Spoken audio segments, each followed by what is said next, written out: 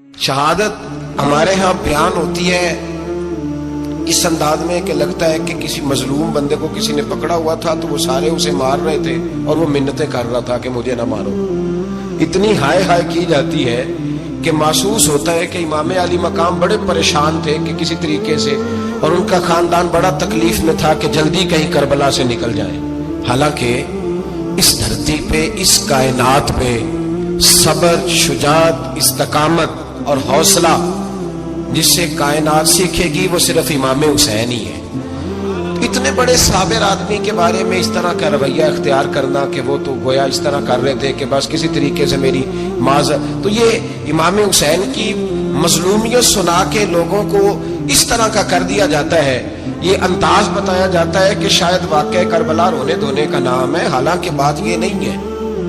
یزید کی لشکر جو امام حسین کے مقابلے میں آیا، امام حسین کے لشکر کی تعداد 72 تھی، تو یزید نے 22,000. مجھے بتائیے 72 کا 22,000 سے کوئی مقابلہ ہوتا ہے؟ عمر بن سعد نے پھر عبید اللہ ابن زیاد کو لکھا کہ 22,000 بندے تھوڑے ہیں، کچھ بندے زیادہ بھیج. تو عمر بن سعد کو عبید اللہ ابن زیاد کہنے لگے کہ تو پاگل تو نہیں ہو گیا، 72 کے لشکر کا 22,000 بھیجا، اور کتنا بھیجو؟ تو اس نے کہا تمہیں یہ نہیں پتا یہ لوگ کون ہیں؟ یہ مولا علی شیر خدا کی اولاد ہے. ان میں ایک ایک شخص ایسا ہے جو 1,000 کے مقابلے میں لڑنا جانتا ہے. تو یہاں کمزوری دکھائی جاتی ہے. ہمارے بچے سمجھنے لگے ہیں کہ یہ شاید کوئی ایسی داستان ہے، اور اس طرح کا ماحول ٹی وی پہ میں دیکھ رہا تھا، اس طرح کا ماحول بنایا جاتا ہے جیسے کوئی خوف ہے. یعنی واقعہ کربلا کوئی ایسا واقعہ جسے دیکھ کے خوف طاری ہو جائے، بچے راتوں کو ڈرے. وہ اکیلے درخت دکھائے جا رہے ہیں اور تیر دکھائے جا رہے ہیں. او یار، کیا قوم کی تربیت کر رہے ہیں؟ واقعہ کربلا حوصلے کا نام ہے، دلیری کا نام ہے. سنیں بات اصل میں کیا تھی، بڑے ٹھنڈے دماغ سے میری بات کو سمجھیے گا. حضرت مولا علی شیر خدا کے بعد مسلمانوں کے متفقہ امیر بنے تھے حضرت امیر معاویہ. انہیں امیر کس نے بنایا تھا؟ امام حسن نے، حضرت علی کے بڑے صاحبزادے. حضرت امام حسن نے ان سے صلح کی، انہیں خلافت دی. اور صحیح بخاری میں نبی پاک نے فرمایا تھا میرا بیٹا حسن سردار ہے، جب مسلمانوں کی جماعتوں میں لہو بہ جائے گا تو حسن ان کی صلح کرا دے گا. وہ صلح امام حسن نے کرائی. جناب امیر معاویہ امیر بن گئے. حضرت امیر معاویہ رضی اللہ تعالیٰ عنہ بڑا پیار کرتے تھے نبی پاک سے، بڑا احترام کرتے تھے حضور کے خاندان کا. ان کی جو اجتہادی خطائیں ہیں وہ اپنی جگہ پہ موجود ہیں. چونکہ امام حسن نے ان سے صلح کر لی، لہذا ہم بھی ان کے بارے میں کوئی جملہ کہنے کے مجاز، ہماری مجبوری امام حسن ہے. اس لیے کہ جسے امام حسن صحیح کہے پھر امام حسن کے ماننے والے کو اسے غلط نہیں کہنا چاہیے. حضرت امیر معاویہ رضی اللہ تعالیٰ عنہ کا جب وصال ہوا تو حضرت امام حسن پہلے ہی ان سے وصال کر گئے، آپ کو زہر دے دیا کہ آپ شہید ہو گئے. امام حسین موجود تھے. تو یزید کے بارے میں لوگوں نے کہا جناب امیر معاویہ سے کہ یہ ٹھیک ہے، مناسب ہے اور بہادر ہے، دلیر ہے، وہ جو ہوتے ہیں نا خوش آمدی ٹولہ. تو حضرت امیر معاویہ کے گرد بھی کچھ ایسے لوگ تھے، انہوں نے آپ سے کہا کہ یزید کو نامزد کر دیں. تو آپ نے یزید کو بلایا، حوالہ مجھ سے دیکھ لیجیے گا. بلا کے فرمایا کہ 3 بندوں کے سامنے اپنی خلافت پیش کرنا، اگر وہ تجھے مان جائیں تو امیر بن جانا، نہ مانے تو چپ کر کے گھر بیٹھ جانا. وہ 3 بندے کون ہیں؟ جناب عبداللہ ابن عباس، حضرت عبداللہ بن زبیر اور امام حسین رضی اللہ تعالیٰ. یہ وصیت فرمائی جناب امیر معاویہ. حضرت امام حسین کی وہ شخصیت تھی کہ مشکات میں حدیث ہے، نبی پاک صلی اللہ تعالیٰ علیہ وسلم کی چچی جناب ام فضل صبح صبح گھبرائی حضور کی بارگاہ میں آئیں.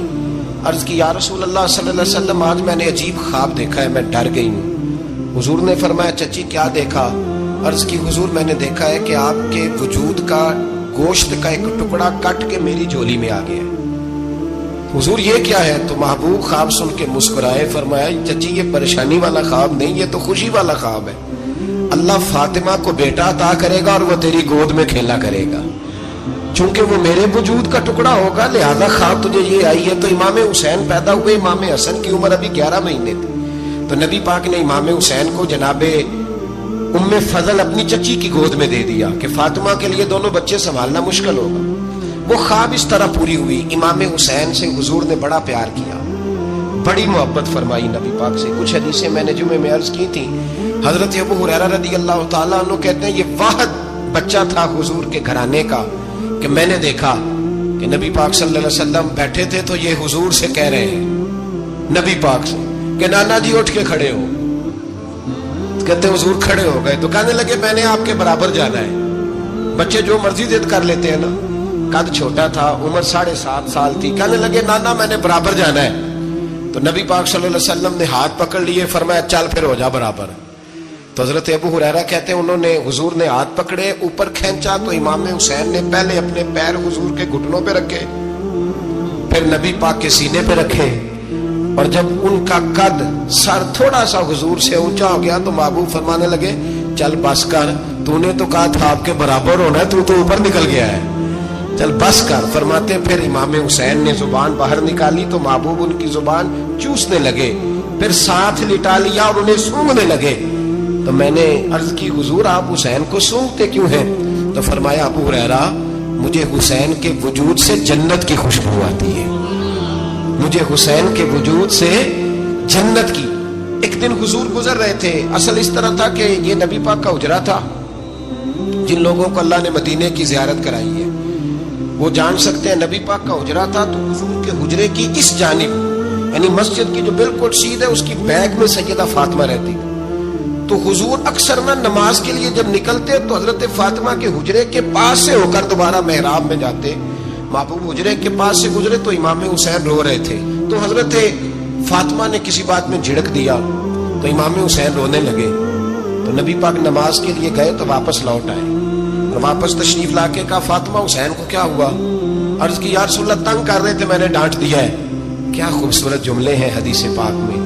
سرکار نے فرمایا فاطمہ اس کو حسین کو نہ رونے نہ دیا کر, یہ جب روتا ہے نا تو میرے دل کو تکلیف ہوتی ہے. تو بی بی صاحبہ کہتی ہیں یہ حکم آیا نبی پاک کا میرے نام, پھر میں نے ڈانٹنا چھوڑ دیا. یہ ان کے فضائل تھے, کم ان کی تربیت خود نبی پاک نے فرمائی, خود ڈیوٹی. میں کسی منطق کا فلسفہ میں اب تو اللہ تعالیٰ معاف کرے, پہلے ہم لوگوں کو کہتے تھے فلانی مجلس میں نہ جانا فلانی, اب تو مصیبت بن گئی ہے, جانے کی ضرورت نہیں, ہر شے موبائل میں آ گئی. مجھے بھیجتے ہیں کہتے ہیں حضرت صاحب یہ ذرا سننا, یہ ذرا سننا.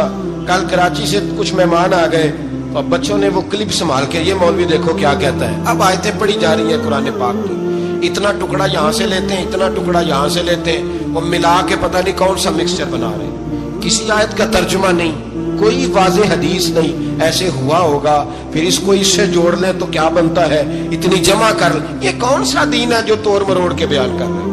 کون سا مذہب ہے؟ دین تو واضح کھلی کتاب ہے.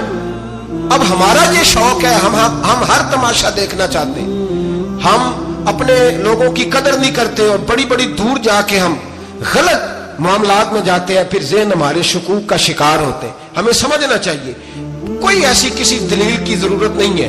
جب ان کے واضح چیزیں ان کی کتابیں میں موجود ہے, حدیث میں موجود ہے, قرآن مجید میں ان کے فضائل کھول کے موجود ہے, تو دور جانے کی کیا ضرورت. حضور ان کی ٹریننگ کراتے تھے. پہلی بات تو یہ ہے کہ نبی پاک نے دعا مانگی تھی, یا اللہ میرے گھر والوں کو زیادہ روزی نہ دینا, انہیں ایک وقت روٹی دینا, ایک وقت کی بھوک دینا. یہ جو 10 دن کربلا میں انہیں ٹینشن نہیں نہ ہوئی, انہیں عادت تھی فاقہ کرنے کی, انہیں 3 دن وصلی روزے رکھنے کی عادت تھی. پہلی بات. دوسرا یہ کہ جہاد کی تربیت حضور خود کراتے تھے. حضرت فاطمہ زہرا کہتی میں پردے کے پیچھے دیکھ رہی تھی, نبی پاک نے امام حسن اور حسین سے فرمایا چلو میرے سامنے کشتی لڑو. تو دونوں حضرات آپس میں جب کشتی لڑنے لگے تو نبی پاک نا امام حسن کو کہتے ہیں حسن حسین کو ٹانگوں سے پکڑو, حسن حسین کو پیچھے سے پکڑو. جب نبی پاک بار بار امام حسن کو بتا رہے تھے تو سیدہ پیچھے سے بول پڑی, کہنے لگی یا رسول اللہ آپ چھوٹے کو بتائیں, آپ بڑے کو بتا رہے ہیں. بڑا تو پہلے 11 مہینے بڑا ہے, تو آپ چھوٹے کو بتائیں بڑے کو بتا رہے. تو فرمایا فاطمہ تو چپ کرنا, جو میں دیکھ رہا ہوں تو نہیں نہ دیکھ رہی, ایک کو میں بتا رہا ہوں دوسرے کو جبریل امین بتا رہے ہیں. تو یہ حضور نے اپنے سامنے ان کی تربیت کی, ٹریننگ. ہوا یہ کہ یزید جب امیر بنا نا, 2-3 چیزیں ہوتی ہیں جب کسی بندے کو قابو کرنا ہوتا ہے, 2-3-4-5 چیزیں ایسی ہوتی ہیں جس سے بندہ قابو آتا ہے. تو اس نے بھی فوری طور پہ, یزید نے دیکھا میرے لیے مسئلہ کیا بن سکتا ہے. ولید بن عتبہ اس وقت مدینے کا گورنر تھا. یزید نے اس کو خط لکھا کہ امیر عرب کا رواج آج بھی ہے کہ جب تک نئے خلیفہ کی بیعت نہیں ہو جاتی پرانے کے انتقال کی خبر ہی نہیں دیتے, اس کو رکھے رکھتے. یہ ان کا طریقہ ہے. وہ کہتے ہیں کہ ولی عہد اچھی طرح قبضہ کر لے پھر بتائیں گے. حضرت امیر معاویہ کا وصال ہو گیا, بتایا نہیں. یزید نے اب کیا کیا, کیونکہ بڑا چلاک آدمی تھا, بڑا شاطر تھا, بڑا تیز تھا, اس نے ولید کو خط لکھا, کہنے لگا کہ فوری طور پہ عبداللہ ابن عباس کو بلاؤ اور اسے کہو میری بیعت کریں. یہ جو بیعت ہوتی تھی نا، یہ بھی سن لے کیا ہوتی تھی. یہ بیعت حلف ہوتا تھا کہ میں اللہ رسول کے نام پہ حلف دیتا ہوں کہ میں یزید کی اطاعت کروں گا، میں اس کے خلاف کوئی بغاوت نہیں کروں گا. کوئی یہ بیعت لوگ سمجھتے ہیں کہ بس ہاتھ پکڑنے کا نام بیعت تھا. اس بیعت کا متبادل جمہوری ملکوں کے اندر ووٹ آیا ہے، تو کہا بیعت کریں. حضرت عبداللہ ابن عباس کو بھی بلاؤ، عبداللہ بن زبیر کو بھی بلاؤ، امام حسین کو بھی بلاؤ. امام حسین آدھی رات کے وقت بیٹھے تھے مسجد نبوی میں، چونکہ پانچوں نمازوں کی آپ امامت کرتے. امام حسین نماز پڑھا کے عشاء کی بیٹھے تھے. جناب عبداللہ بن زبیر، عبداللہ بن زبیر کون تھے؟ یہ نبی پاک صلی اللہ علیہ وسلم کی پھوپھی پوتے تھے اور جناب صدیق اکبر کے نواسے تھے. حضرت عبداللہ بن زبیر اور جناب زبیر بن عوام عشرہ مبشرہ صحابی ہیں، ان کے بیٹے تھے. بہت زیرک آدمی تھے. یہ بھی امام حسین کے پاس بیٹھے تھے. عبداللہ ابن عباس بھی تھے جو حضور کے چچا کے بیٹے ہیں، اس امت کے پہلے مفسر ہیں قرآن پاک. یہ لوگ بیٹھے تھے تو ولید نے ایک بندہ بھیجا. اس نے آ کے کہا جناب آپ کو گورنر صاحب نے بلایا ہے. تو عبداللہ بن زبیر کہنے لگے حسین اس وقت بلانے کی بات سمجھ میں نہیں آئی. تو امام حسین بڑے بصیرت والے تھے، اللہ نے بصیرت دی تھی. کہنے لگے عبداللہ آپ کو سمجھ نہیں آئی، مجھے سمجھ آ گئی. امیر معاویہ وصال کر گئے اور یہ ہمیں جو بلایا گیا ہے نا، یہ یزید کی بیعت کے لیے بلایا گیا ہے. تو کہا پھر آپ آدھی رات کو نہ جائیں، آپ کے لیے خطرہ ہوگا. تو امام حسین فرمانے لگے خطرہ حسین کو نہیں ہوتا. نہیں کہا پھر بھی آپ مہربانی کریں ذرا احتیاط سے جائیں. تو جناب عبداللہ ابن زبیر نے، عبداللہ ابن عباس نے 14 بندے نیزے دے کے، تلواریں دے کے امام حسین کے ساتھ بھیجے اور کہا کہ امام حسین اگر اس نے کوئی غلط ملت بات کی نا، زبردستی بیعت کرنے کا کہا، تو آپ بس کوئی ایک بات اونچی آواز میں کر دینا، یہ سپاہی پیچھے آ جائیں گے. امام حسین ان 14 بندوں کو لے کے گورنر ہاؤس پہنچ گئے. جب آپ وہاں پہنچے اس نے بتایا، اس نے کہا جی حضرت امیر معاویہ انتقال کر گئے اور آپ نے یزید کی بیعت کرنی ہے. تو امام حسین فرمانے لگے میں چھپ کے بیعت نہیں کروں گا. مجمع لگاؤ، جمعے والے دن اعلان کرو. جو طریقہ ہے حضرت ابوبکر صدیق کا، جو طریقہ ہے حضرت عمر فاروق کا، جو انداز حضرت عثمان غنی کا ہے، جو مولا علی کا ہے، سرے عام اعلان کرو. اگر ساری دنیا یزید کی بیعت کرے گی تو میں بھی تیار ہوں. تم مجھ سے بیعت لے کے بھی لوگوں کو بتانا چاہتے ہو کہ حسین بیعت ہو کر رہے ہیں، تو تم کیوں نہیں کر رہے؟ میں عام آدمی نہیں ہوں، لہذا چھپ کے بیعت نہیں کرتا.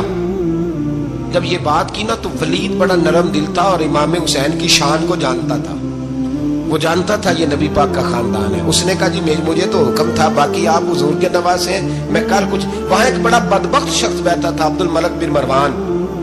وہ ولید سے کہنے لگا کہ اگر حسین آج تمہارے ہاتھ سے نکل گئے تو تمہارے لیے بہت بڑا مسئلہ کھڑا ہو جائے. انہیں جانے نہ دینا، یا بیعت کراؤ یا ان سے کہو جنگ کے لیے تیار ہو. تو امام حسین رضی اللہ تعالیٰ عنہ کے کانوں میں آواز گئی تو فرمانے لگے ابن مرجانہ، اگر تیرے اندر جرت ہے تو آ سامنے حسین کے، اس کے کانوں میں باتیں نہ کر، کانا پوسی نہ کر، باہر آ میدان میں، شرارت نہ کر، باہر آ. میں تمہیں ابھی بتاتا ہوں کہ حسین سے مقابلہ کرنے کا انجام کیا ہے. یہ کہہ کہ امام حسین باہر نکلے، اپنے بھائی محمد بن انفیہ کو بلایا، عبداللہ بن زبیر، عبداللہ ابن عباس، ڈھیر سارے لوگ اکٹھے ہو گئے. فرمایا یہ معاملہ ہے، اب کیا کرنا ہے؟ تو وہ کہنے لگے حضور وقت ابھی مناسب نہیں ہے، آپ اس طرح کریں یہاں رکے، ہم مکے سے، عراق سے، کوفے سے لوگوں کو بلاتے ہیں، یہاں ایک بڑی مجلس مشاورت قائم کرتے ہیں. امام حسین فرمانے لگے اگر تم مشاورت قائم کرو گے تو ولید اور عبد الملک بن مروان وہ تو جنگ کرنے کو تیار ہے، اور نبی پاک نے فرمایا ایک مینڈا ہوگا جس کی وجہ سے مدینے کی گلیوں میں لہو بہے گا. فرمانے لگے میں وہ بکرا، وہ مینڈا نہیں بننا چاہتا. کہا پھر آپ کیا کریں گے؟ تو امام حسین رو پڑے. فرمانے لگے میں مدینہ چھوڑ جاؤں گا لیکن مدینے کی حرمت پامال نہیں ہونے دوں گا. امام علی مقام آدھی رات کے وقت نکلے. سیدہ فاطمہ کا دروازہ ایک اس دن تھا جس دن حضرت مولا علی کوفے چلے گئے اور دوبارہ آج تالا لگا جب امام حسین نکلے. آپ جنت البقیع کے پیچھے کھڑے ہو کے حضور کا روزہ دیکھنے لگے. اس وقت گنبد تو نہیں ہوتا تھا، روزہ دیکھنے لگے. نانا تیرے کرم کے خزینے کی خیر ہو، میں جا رہا ہوں تیرے مدینے کی خیر ہو. سارا خاندان لے گئے، مکے تشریف لے گئے. حج کے ایام قریب آنے والے تھے. امام حسین نے وہاں لوگوں سے باتیں کی. جب امام حسین وہاں پہنچے تو کوفے سے خط آنے لگے. کوفہ حضرت علی کا دار الخلافہ تھا، وہاں آپ کے محبین، پیار کرنے والے ڈھیروں تھے. انہیں خط لکھے کہ حضور آپ چپ کر کے بیٹھے ہوئے ہیں اور ہمارے اوپر یزید مسلط ہو گیا ہے. آپ اگر میدان میں نہیں نکلیں گے، آپ نہیں آئیں گے تو ہم اللہ کی بارگاہ میں شکوہ کریں گے کہ کوئی ہماری कमान करने को तैयार ही नहीं हुआ। और वो खत 1 2 3 नहीं आए, वो खत इतने थे कि 3 बोरियों में भरे थे इमाम हुसैन, 3 बोरियों में। अब मजबूरी हो जाती है, हक के लिए कई दफा बात करना मजबूरी होती है, अगर नहीं करेगा तो फिर इसको भी कब्र में जवाब देना पड़ेगा। इमाम अली मकाम रदी अल्लाह ताला अन्हो ने मक्के में अब लोगों को जमा किया मशवरे के लिए। हर बंदे ने कहा हुजूर वो भुला तो रहे हैं पर अपने वादों के पक्के। कहा हुजूर वो पक्के नहीं, आप ना जाएं। हर बंदे ने कहा हालात ठीक नहीं, हालात ग्राउंड रियलिटी सही नहीं। यही मशवरा आज भी हर बंदा देता है, अभी हालात नहीं। इतने खराब हालात कभी नहीं हुए थे जितने इमाम हुसैन के दौर में थे। लेकिन फरमाया मैं दीन के खिलाफ गलत हुक्मरान को मुसल्लत होने की इजाजत, बोल के बताइए, बोल के, गलत हुक्मरान को मुसल्लत होने की इजाजत मुज़ाहमत करूंगा, मुखालफत करूंगा। इमाम कहने लगे कोई बात नहीं, वो मेरे साथ चले ना चले लेकिन मैं कूफे जाऊंगा। वो लोग मेरे साथ खड़ा होने को तैयार है तो वो झूठ है या सच है पर मैं चलूंगा। जब इमाम अली मकाम ने इसरार फरमाया तो जो आपके करीबी सहाबाए किराम की औलादें थी सारी, ये भी अब बीमारी है। कुछ लोग कहते हैं जी सहाबा नहीं साथ चले, तो मैं कहता हूँ अहले बैत नबुव्वत के तो कुल अफराद 21 थे, तो 72 में बाकी औलादें किसकी थी? वो सारी सहाबा की औलादें थी। वो सारे, पता नहीं क्यों इस तरह का फलसफा बयान किया जाता है जिसमें हालात खराब हो। हजरत सैयदना इमाम अली मकाम को जब बहुत ज्यादा कहा गया ना, तो इमाम हुसैन रदी अल्लाह ताला उन्होंने फरमाया चलो मैं एक काम करता हूँ, मुस्लिम बिन अकील को भेजता हूँ। हजरत अली के भतीजे हैं, इमाम हुसैन रदी अल्लाह ताला अन्हु के चचा के बेटे हैं हजरत अकील के साहिबजादे मुस्लिम बिन अकील। बड़े समझदार आदमी थे, मामला फहम थे, बड़े जर्री थे।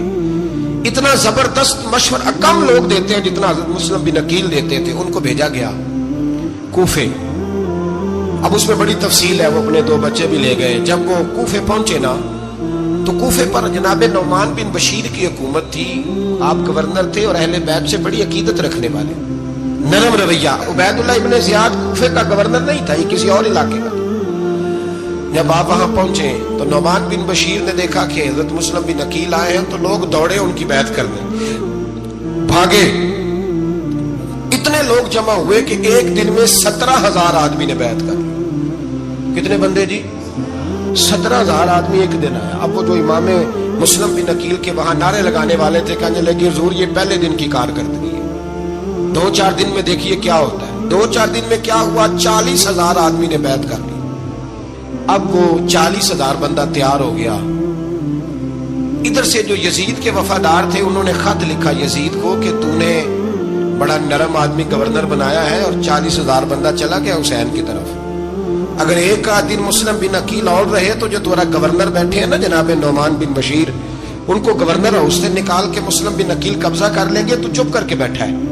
यजीद बड़ा तेज था, उसने एक आदमी घोड़े पे दौड़ाया। उबैदुल्लाह इब्ने ज़ियाद एक और इलाके का गवर्नर था, पर बड़ा जालिम सा बदमाश था, बड़ा सख्त गिर आदमी था। उसको कहा कि तू पहले एक सूबे का गवर्नर है, जा तुझे दूसरा सूबा भी दिया। इस तरह कार फौरी तौर पे कूफे पहुंच और जाके मुस्लिम बिन अकील को गिरफ्तार कर, जो आदमी उनका साथ फिर भी दे उसे कत्ल कर दे। उसने क्या किया, वो आधी रात को आया, मुंह छुपाया, जुब्बा पहना, लोग समझे इमाम हुसैन आ गए। बहुत सारे लोगों ने उसके नारे भी लगाए। वो चुपके से दाखिल हुआ अंदर और चुपके से दाखिल होकर उसने सबसे पहला काम यह किया कि नौमान बिन बशीर रज़ी अल्लाह अन्हु को माजूल किया, कूफे के गवर्नर हाउस पे कब्जा किया। फिर उसने उसी वक्त सोए हुए सरकर्दा लोग, जिस तरह एक गांव का चौधरी दूसरे का मोहल्ले में कबीलों के जो लोग थे चौधरियों को बुलाया, कुछ को सजाएं दी, कुछ को सख्त कहा, कुछ को उनके ऐब गिनवाए कि वो तुम्हारा फलाना मसला फिर खराब कर दूंगा, ब्लैकमेल किया। सुबह होने तक हालात अगर तुमने मेरे काबू में ना किए तो याद रखना बड़ा मुश्किल होता है हक पे खड़ा होना। बड़ी चीजें लोगों को याद आती हैं, अल्लाह जानता है। पहले कुछ होता है, बाद में मामला कुछ होता है। हजरत मुस्लिम बिन अकील के साथ जिस दिन उबैदुल्लाह इब्ने ज़ियाद आया 40,000 का लश्कर था। अगले दिन सुबह हुई, अगले दिन तो ये हाल हो गया कि आप जब कूफे की जामे मस्जिद में जोर की नमाज के लिए गए तो 5-7 हज़ार आदमी नमाज पढ़ने आया। اور جب مغرب کا وقت آیا تو لوگوں نے چند ہزار لوگ رہ گئے, نماز کی نیت باندھی. توجہ کرنا میری بات پہ, ایک مسئلہ بھی سمجھ میں آئے گا. لوگوں نے نماز کی نیت باندھی تو حضرت مسلم بن عقیل امامت کر رہے ہیں ہاتھ باندھے ہوئے, تو بہت سارے لوگوں نے پیچھے ہاتھ چھوڑ دیے. ایک بندے نے دوسرے سے پوچھا وہ ہاتھ کیوں نہیں باندھتے؟ کہنے لگے اگر عبید اللہ ابن زیاد کے کسی بندے نے دیکھ لیا نا تو ہم اسے کہیں گے ہم تو نماز پڑھ ہی نہیں رہے تھے, ویسے ہی کھڑے تھے, ہاتھ ہی نہیں باندھے سرے سے. جب نماز کی امامت باندھی تو 10-11 صفیں تھیں. جب مسلم بن عقیل رضی اللہ تعالیٰ عنہ نے سلام پھیرا تو پیچھے بندہ ہی کوئی نہیں تھا. حضرت مسلم بن عقیل کو گرفتار کیا گیا. عرب کا رواج تھا دشمن کو سخت سزا دیں تاکہ باعث عبرت بنے. بہت اونچا مینار تھا کوفے کا, گورنر ہاؤس کا, اوپر لے جا کے جناب مسلم بن عقیل کو زمین پہ گرایا گیا. اور جب وہ شہید ہو گئے تو شہید ہونے سے ایک رات پہلے وہ خط لکھ چکے تھے امام حسین کو کہ آپ آ جائیں, حالات بڑے اچھے.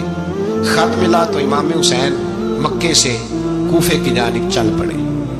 امام علی مقام رضی اللہ تعالیٰ عنہ جب چل پڑے تشریف لا رہے تھے تو رستے میں فرزق شاعر ملا, بڑا محب اہل بیت تھا.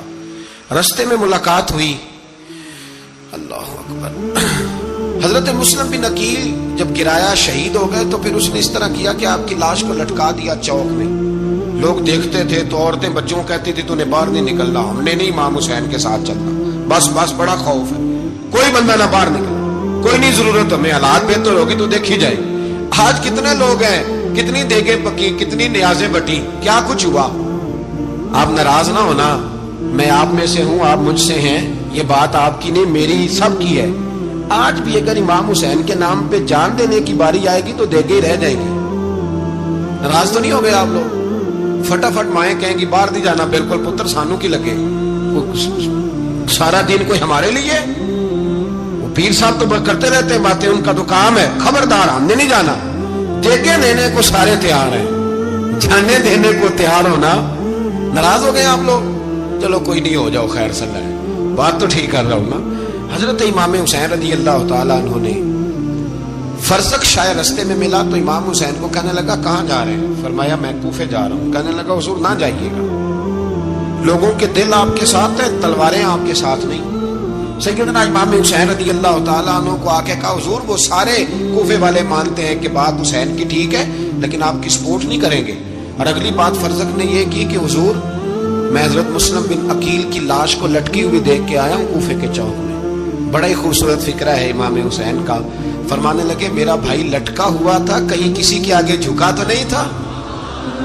لٹکا ہی تھا نا, کہیں جھکا تو نہیں کسی کے آگے؟ کہا حضور نہیں. تو آپ فرمانے لگے اگر مسلم بن عقیل لٹک گیا تو حسین بھی لٹک جائے گا, لیکن جھکے گا. حضرت امام حسین تشریف لائے, بچوں سمیت آئے. حر بن یزید ایک شخص تھا. حر بن یزید ایک مختصر سا لشکر لے کے اس نے امام حسین کو ایک جگہ پہ روکا, پھر دوسری جگہ پہ روکا, بالآخر تیسری جگہ پہ روکا. تو امام حسین نے فرمایا جگہ کون سی ہے؟ کہا حضور کرب و بلا. فرمایا بس یہی خیمے لگا دو, یہی.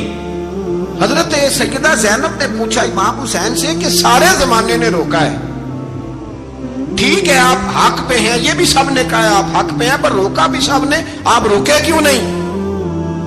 تو ابن کثیر اور ابن اسیر لکھتے ہیں کہ امام حسین رو پڑے. کہنے لگے بہن میں رک جاتا پر میں نے رات کو نانا مصطفیٰ کو خواب میں دیکھا ہے. تو حضور نے فرمایا حسین اگر آج یہ رواج پڑ گیا نا یزید جیسے لوگوں کا تو قیامت تک پڑا رہے گا.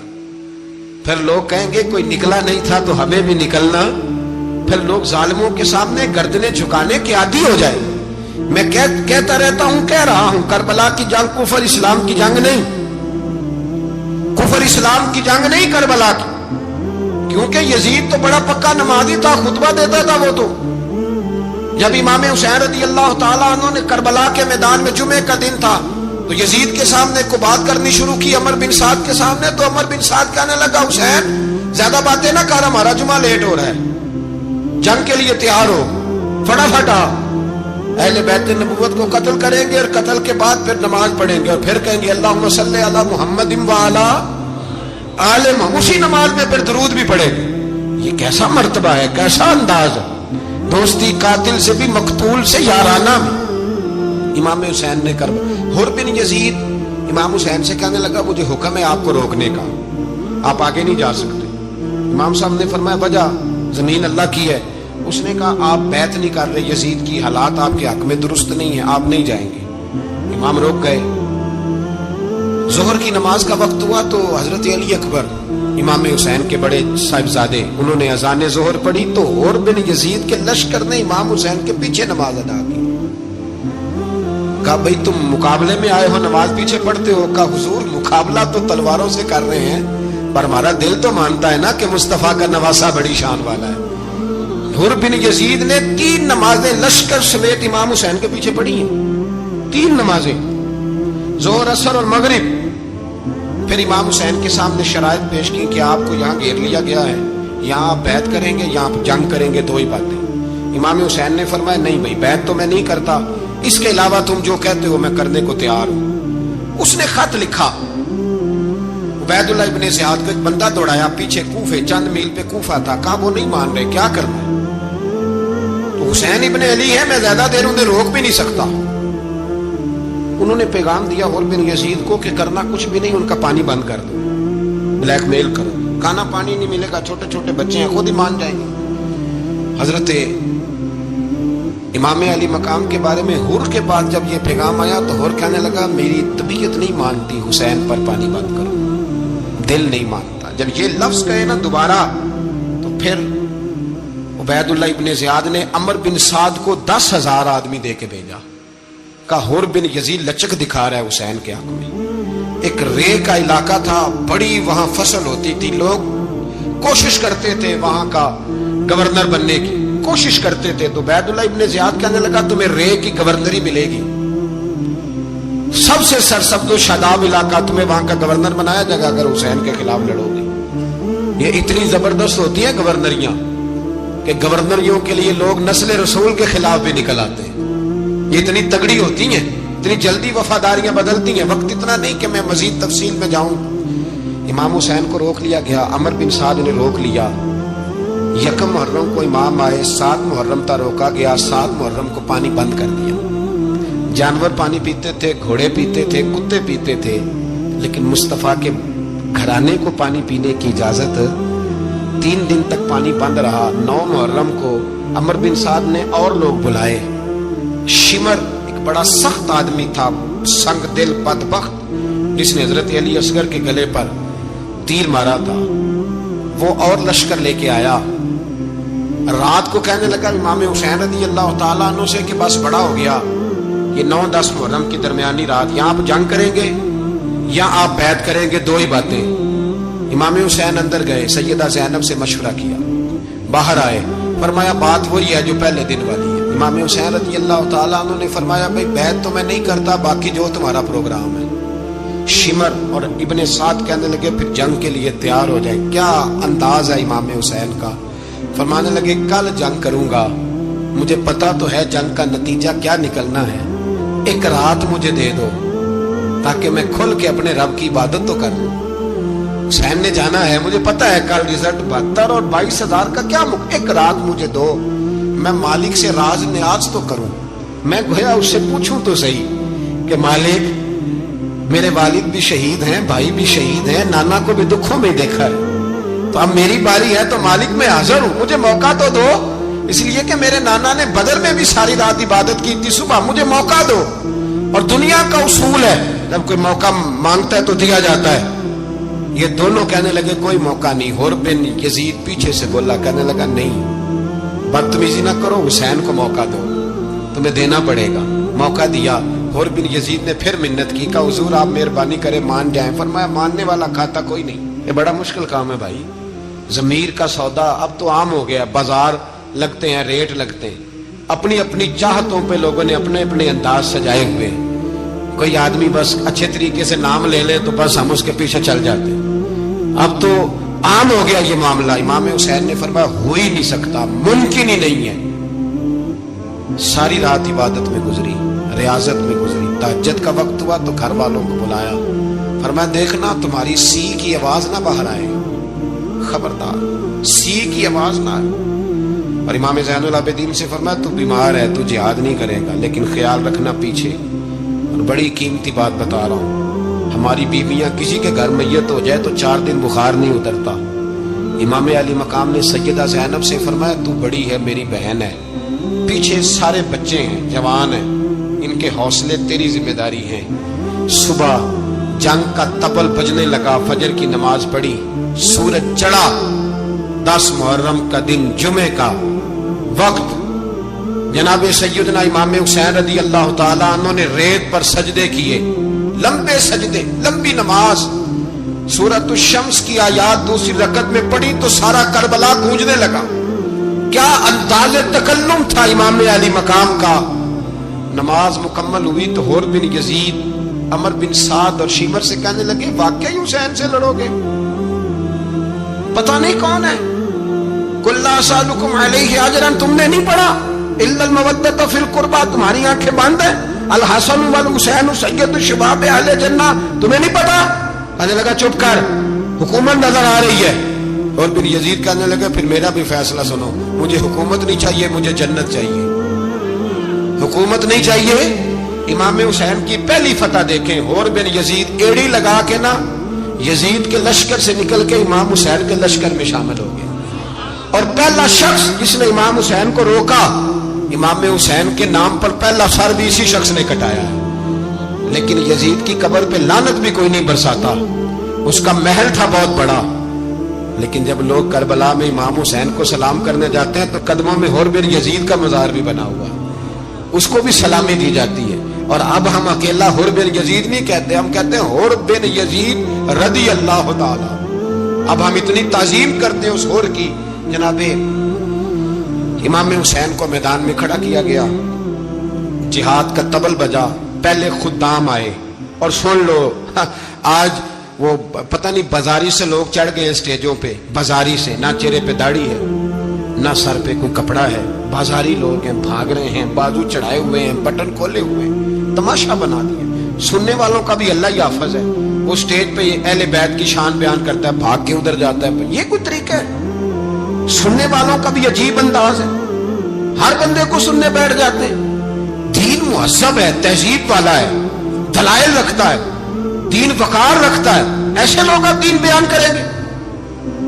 حضرت سیدنا امام حسین رضی اللہ تعالیٰ عنہ صبح جب جہاد کا وقت آیا، پتہ ہے کون کون تھے کربلا میں؟ امام حسین کے ساتھ امام حسین کے 4 بھائی تھے کربلا میں۔ کتنے؟ بول کے بتائیں۔ حضرت علی کے 4 بیٹے، عباس بن علی، جن کو حضرت عباس کہا جاتا ہے نا، علمدار، یہ حضرت علی کی دوسری زوجہ میں سے عباس بن علی بھی تھے، اور ابو بکر بن علی بھی تھے، عمر بن علی بھی تھے، عثمان بن، یہ حضرت علی کے بچوں کے نام ہیں۔ یہ آپ کے شہزادے امام حسین کے ساتھ شہید ہوئے، ان کا نام صرف اس لیے نہیں لیا جاتا کہ ان کا نام خلفائے ثلاثہ کے نام پہ، حضرت علی نے اپنے یاروں کے نام پہ رکھا ہے تو تم نے کربلا کے میدان سے خارج کر دیا۔ یہ تینوں شہزادے حضرت جناب سیدنا امام حسین کے ساتھ تھے، یہ بھی شہید ہوئے۔ حضرت جناب زینب امام حسین کی سگی بہن ہے، ان کے 2 بچے تھے، اون و محمد۔ جب امام حسین میدان میں جانے لگے تو جناب زینب بچوں سے کہنے لگی نہ، پہلے بھائی نہیں جائے گا، پہلے بھانجے جائیں گے۔ 2 بچے شہید ہوئے۔ حضرت قاسم بن حسن امام حسن کے بیٹے تھے، وہ جب میدان میں جانے لگے تو امام حسین نے کہا نہیں بھائی تو نہیں جائے گا، تو میرے بھائی کی نشانی ہے، میں جاؤں گا۔ تو حضرت قاسم بن حسن نے ایک تعویذ کھول کے دیا، کہا ابا جی میرے والد نے کہا تھا جب بڑی مشکل آ جائے تو تعویذ کھول کے دیکھنا، تو آج بڑی مشکل آئی ہے تو میں نے تعویذ کھولا ہے، تو یہ دیکھیں کیا لکھا ہے، یہ تو رکا ہے، تعویذ ہے ہی نہیں۔ جب کھول کے دیکھا تو اس پہ لکھا تھا قاسم اگر حسین پہ کوئی کڑا وقت آ جائے تو بیٹھ کے آگے آگے رہنا، اگر کڑا وقت میرے بھائی پہ کبھی آ جائے نا دیکھنا اس کے آگے آگے چلنا، اسے حسن کی کمی نہ محسوس ہو، بھائیاں جی ساکھ نہیں کوئی جے وچ خار نہ ہوئے۔ سیدنا امام حسین پہلی دفعہ کربلا میں اس وقت روئے جب یہ رکا، آپ نے دیکھا تو فرمایا ٹھیک ہے، اگر حسن کی یہ وصیت ہے تو میں نے زندگی میں اگر ان کی ہر بات مانی ہے اب بھی مانوں گا، تمہیں اجازت ہے۔ جناب قاسم بن حسن 16 سال کا جوان جب میدان میں نکلے تو ہائے ہائے پتہ نہیں کہاں سے آ گئی ہے۔ امام قاسم بن حسن جب میدان میں نکلے تو تبری سے لے کر علامہ ابو الاسناد صاحب سب کو پڑھ کے تو دیکھو، 3 دن کی پیاس ہے، شدید آزمائش ہے، دکھ ہے، تکلیفیں ہیں، پھر بھی پہلی دفعہ جب میدان میں گئے ہیں واپس آئے ہیں 19 لوگوں کو قتل کر کے واپس آئے۔ سناؤ قصہ خیبر کو تمامی اپنے بچوں کو۔ علی کی داستان سن کے دلوں سے ڈر نکلتا ہے، علی کی داستان سن کے دلوں سے یہ جو بچے ڈر رہے ہیں نا، وہ چمگادڑ آ گئی، کاکروچ آ گیا، یہ خوف نکل جائے گا اگر حضرت قاسم بن حسن کی بات سنیں گے۔ درجنوں لوگ آپ نے قتل کیے۔ ایک دفعہ آئے، کہا چاچا یزید کا لشکر تو بڑا بزدل ہے، اگر چند قطرے پانی میرے حلق سے گزرے تو میں سارے کاٹ کے لے آؤں گا آپ کے پاس، چند قطرے۔ لیکن تھوڑی دیر گزری، عمر بن سعد کہنے لگا اکیلے اکیلے جاؤ گے تو علی کا پوتا ہے، یہ سب کو مار دے گا، اکٹھے جاؤ۔ چاروں جانب سے تیر برسے، ایک تیر لگا آگے گردن کے پیچھے، بس جناب سیدنا قاسم بن حسن گھوڑے سے نیچے گرے۔ تو جناب زینب حوصلہ کر کے آنسو سمیٹ کے کہنے لگی میں دیکھ رہی ہوں پردے کے پیچھے سے حسین میرے بھائی کا بیٹا گر گیا ہے، جا اسے اٹھا کے لا۔ حضرت امام حسین ان کو اٹھا کے لائے تو امام حسین نے سینے سے لگایا ہوا تھا تو ان کے پیر، ان کا قد لگتا تھا امام حسین سے زیادہ ہے، اٹھا کے لایا، لٹا دیا گیا۔ امام حسین کے اپنے بڑے بیٹے میدان میں نکلنے کو، علی اکبر نام ہے، جب جن لوگوں نے حضور کو نہیں دیکھا تھا وہ جب کہتے نا ہم نے نبی پاک کا دیدار نہیں کیا تو بتاؤ کس طرح کے تھے، تو بتایا جاتا تھا کہ جناب علی اکبر کا دیدار کرو، ہم شبیہ مصطفیٰ۔ اور جب وہ گلیوں میں نکلتے تھے تو عورتیں چھتوں پہ چڑھ جاتی۔ جناب علی اکبر رضی اللہ تعالیٰ عنہ تلوار لے کے میدان میں نکلے، جوان بیٹے دینے بڑے مشکل۔ وہ یارو رٹا کیا ہے یہ تو بتاؤ، کہ ظالم آدمی حکمران ہے یار، یہ رٹا ہے، ایک ظالم کا رستہ روکنا ہے، اس رٹے کے لیے ہم شبیہ مصطفیٰ جناب سیدنا امام علی اکبر میدان میں نکلے، بڑے لوگ مارے، بڑے، پھر ایک تیر ان کے بھی گلے میں لگا، اور جب وہ گرے نا زمین پہ تو حضرت امام حسین دوڑ کے آئے، دوڑ کے، اور جب تشریف لائے تو ان کے گلے سے تیر کھینچا تو ایک جملہ لکھا ہے صاحب تبری نے، اس نے حد کر دی، کہنے لگے تیر کھینچا تو امام حسین کی آنکھوں میں آنسو آئے، کہنے لگے کاش جناب ابراہیم آج میرے سامنے ہوتے تو میں انہیں کہتا کہ آپ نے تو بیٹا ذبح کرتے وقت آنکھوں پہ پٹی باندھی تھی، دیکھو میں کھلی آنکھوں سے بچے ذبح کر رہا ہوں، کھلی آنکھوں، کاش جناب ابراہیم خلیل ہوتے تو انہیں کہتا۔ جناب علی اکبر بھی شہید ہوئے۔ حضرت علی اصغر کو تو اچانک اٹھایا تھا امام حسین، باہر نکلے تو گردن پہ تیر لگا تو 6 مہینے کا بچہ وہ بھی شہید ہوا، خون اچھالا آسمان کی طرف تو کہا مولا دیکھ لے میں نے 6 مہینے والا بھی نہیں بچایا، وہ بھی دے دیا ہے۔ پھر حضرت عباس کو بیٹیوں نے کہا کہ اب نہ، کچھ کہتے ہیں پہلے شہید ہوئے، کچھ نے لکھا بعد میں، کہ اب ہم سے پانی کے بغیر نہیں رہا جاتا، تو جناب عباس پانی کا مشکیزہ لے کے نکلے باہر، ایک ہاتھ کٹا، دوسرے پہ مشکیزہ وہ بھی کٹا، پھر پانی تو بھر لیا تھا لا نہ سکے، پھر گردن کٹی تو شہید ہوئے۔ بچوں کی بھی شہادت ہوئی، پر جب ان کا لاشا اٹھایا تو امام حسین کہنے لگے مولا اب نہ حسین کی کمر کمزور ہو گئی ہے، اب کمزور، اور بھائی ایک میت ہو جائے تو 4-5 دن تو پوری آنکھیں نہیں کھلتی، کیسا جری خاندان ہے۔ تھوڑی دیر گزری تو امام علی مقام نے پٹکا باندھا، سر پہ دستار باندھی، مولا علی کی تلوار پکڑی، نبی پاک کا امامہ باندھا اور گھوڑے پہ سوار ہوئے تو کہنے لگے زینب گھر تیرے حوالے اور میں اللہ کے حوالے، گھر تیرے حوالے اور میں، اور پھر امام حسین نکلے، امام علی مقام نکلے۔ راوی کہتے ہیں کہ یہ جلوہ پہلے بھی بڑے سونے تھے پر آج جو رنگ دیکھا وہ کبھی نہیں دیکھا، کیا انداز تھا، جدھر جاتے نعرہ لگاتے تو حد ہو جاتے۔ اتنے لوگ امام حسین نے کاٹے، اتنے کاٹے، پھر واپس پلٹ کے آئے اور کہنے لگے زینب ذرا پردے کے پیچھے سے دیکھ تو صحیح میری بہن، ان بزدلوں کو جرت ہی نہیں ہو رہی حسین کے مقابلے میں آنے، ایک دوسرے کو دھکا دیتے، تو جا تو جا، پھر اکٹھے وار ہوئے۔ یہ کون ہے کٹا ہوا، لباس ہے پھٹا ہوا، یہ بال یقین حسین ہے، نبی کا نور عین ہے۔ پھر چاروں جانب سے تیر برسے تو امام علی مقام چونکہ نماز کا وقت ہو گیا تھا، اترے گھوڑے سے، خون بہ رہا تھا، گرم ترین ریت سے تیمم کیا، سر سجدے میں رکھا، اور جب शिमर आपकी गर्दन काटने लगा तो कहने लगे ठहर जा जरा रब से एक बात कर लेने दी। और फिर बोले इमाम हुसैन, कहने लगे मालिक तू अब बता कि हुसैन से राजी है कि नाराज है, तू बता। तो फिर एक आवाज आई, या अय्यतुहन नफ्स मुतमइन्ना इरजिई इला रब्बिकी रादियतम मर्दिया। फरमाया नफ्स मुतमइन्ना वापस आ जा, तू अल्लाह से राजी है, अल्लाह तुझसे राजी। इमाम हुसैन वहां शहीद हो गए। अब ये काफिला इमाम हुसैन का सर काट, जरा देखना गौर करना, सर काट के नेज़े पे रखा है, जिस्म करबला में पड़ा है। औरतों को घोड़ों पे बिठा के ले जाया गया यजीद के दरबार में।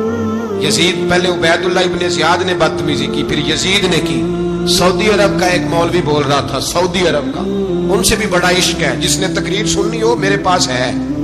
हमें लोग मशवरे देते हैं कि जो यजीद को अच्छा कहे और हुसैन को बागी कहे उसको हम इमाम मान लें। उस बेशरम बेहया को जो नबी पाक के घराने के बारे में बके उसे इमाम। सऊदी अरब में मस्जिद नबी में दर्स देने वाला जिसने तकरीर सुननी हो मेरे पास है।